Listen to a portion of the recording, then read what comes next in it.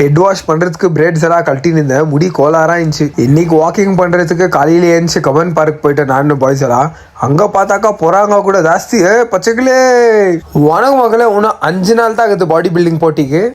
லாஸ்ட்டாக பியூசி படிக்கும் போது வந்து இந்த கப்பன் பார்க்கெல்லாம் இப்போ தான் ரொம்ப நாள் விட்டு வந்துங்கிற. இந்த பிளேஸ் வந்துட்டு ரொம்ப நீட்டாக பண்ணிக்கிறாங்க. புதுசாக இருந்துச்சு பார்க்கறதுக்கு, நல்லா இருந்துச்சுன்னு சொல்லிட்டு அங்கேயே ஃப்ளாட் ஆகிட்டேன். சத்தியமாக முடியல, கொஞ்சம் நேரம் நடந்துருந்துக்க தொங்கிட்டுக்கிறேன். அம்மா இன்னைக்கோட ஸ்டெப்ஸ் எல்லாம் அங்கேயே கம்ப்ளீட் பண்ணிட்டு டேரெக்டாக வீட்டுக்கு வரல, டீ கடை கூட்டின்னு போயிட்டாங்க. ஃபன்னு பாருங்க, என் கையிலேயே பிஸ்கெட் குத்துட்டு கொஞ்சம் நேரம் புடி பார்த்துட்டுன்னு சாப்பிட்றதுக்கு ஆகலன்னு சொல்லிட்டு சாப்பிட்றாங்க. நானே பெஜாரில் இருக்கிற பிஸ்கெட்லாம் சாப்பிட்டு 3 மாதம் ஆகுதுன்ட்டு போங்கடா.